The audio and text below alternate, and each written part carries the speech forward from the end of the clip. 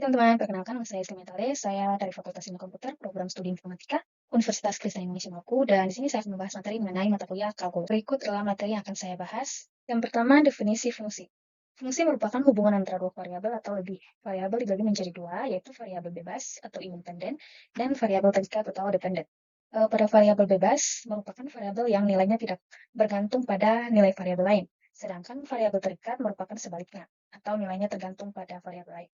Contoh fungsi Y sama dengan fx tambah 2. X merupakan variabel bebas dan Y merupakan variabel terikat. Dalam konteks himpunan, misalkan ada dua himpunan, yaitu himpunan A dan himpunan B, maka sebuah fungsi dapat diartikan sebagai aturan di setiap anggota himpunan A berpasangan dengan tepat dengan satu anggota himpunan B. Teman-teman, pada himpunan 2 ini, himpunan A dan himpunan B, nilainya saling berkaitan. Lalu dari himpunan dan himpunan B ini akan dihasilkan dengan yang disebut dengan range. Berikut grafik fungsi. Di sini grafik fungsi kuadrat adalah suatu grafik yang dapat menjelaskan gambaran dari suatu persamaan atau fungsi kuadrat dan mempunyai beberapa macam sifat. Juga cara menyusunnya. Ada 3 jenis grafik pada fungsi kuadrat, yakni Y sama dengan AX2, Y sama dengan AX2 tambah C, dan Y sama dengan AX kurang H2 tambah K. Grafik fungsi juga memiliki sifat tertentu, yakni grafik terbuka, titik puncak, sumbu simetri, titik potong sumbu Y, dan titik potong sumbu X. Sistem koordinat. Sistem koordinat kartesius adalah sistem yang digunakan untuk menunjukkan posisi titik dalam suatu bidang menggunakan dua sumbu yang paling tegak lurus. Sumbu X ini dinamakan dengan absis yang berarah horizontal, dan sumbu Y itu atau ordinat yang berarah vertikal. Kedua sumbu ini saling berpotongan di titik yang disebut titik origin dan titik pusat koordinat yang berada pada posisi 0,0. Berikut ada 3 garis yang penting untuk dipahami. Ada garis sejajar, garis yang saling tegak lurus dan berpotongan, dan garis yang memotong. Selain itu, sistem koordinat kartesius juga dibagi menjadi 4 daerah atau kuadran. Yang pertama itu kuadran 1, yang nilai absis atau X dan nilai ordinat atau Y itu bersifat positif. Terus pada kuadran 2, nilai X negatif dan nilai Y positif. Kuadran 3, nilai X dan Y sama-sama negatif. Dan kuadran 4 itu nilai X-nya positif, sedangkan Y negatif. Berikut fungsi-fungsi istimewa. Yang pertama fungsi ganjil dan genap. Y sama dengan fx disebut fungsi ganjil jika f min x sama dengan min fx untuk semua x elemen df. Sedangkan fungsi genap jika f min x sama dengan fx untuk semua x elemen df.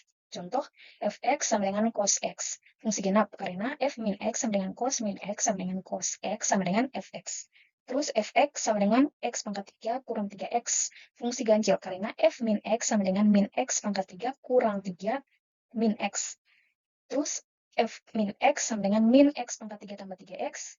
Lalu f min x sama dengan min x pangkat 3 kurang 3x sama dengan min fx.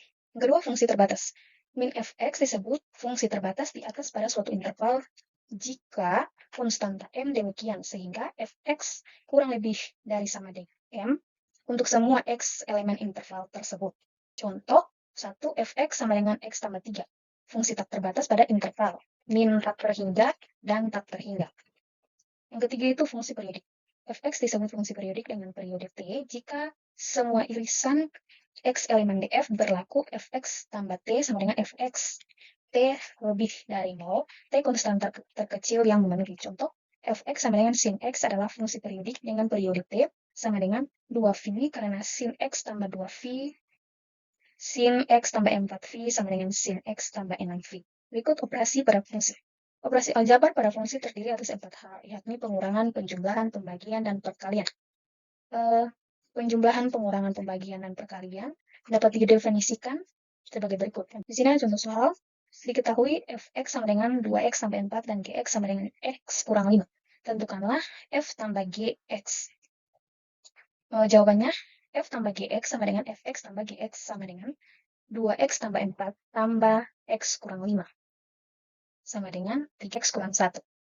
Berikut komposisi fungsi. Fungsi komposisi adalah fungsi yang melibatkan lebih dari satu fungsi. Ketika ada suatu fungsi kemudian dilanjutkan dengan fungsi lainnya, maka akan membentuk suatu fungsi baru. Fungsi baru inilah fungsi hasil komposisi dari kedua fungsi sebelumnya. Contoh, yang pertama itu f komposisi gx. Fungsi yang dibetakan oleh fungsi gx kemudian dilanjutkan oleh fungsi fx. Jadi fungsi g dikerjakan terlebih dahulu, baru dimasukkan ke dalam fungsi f. Sehingga dapat dinotasikan F komposisi Gx sama dengan F Gx. Yang kedua, G komposisi Fx. Fungsi yang dipetakan oleh Fx kemudian dilanjutkan oleh fungsi Gx, kemudian dilanjutkan atau dimasukkan dalam fungsi G, sehingga dapat dinotasikan G komposisi Fx sama dengan Gfx. Teman-teman bisa dilihat pada gambar berikut, di sini ada himpunan A sampai himpunan C yang memiliki nilai tersebut masing-masingnya.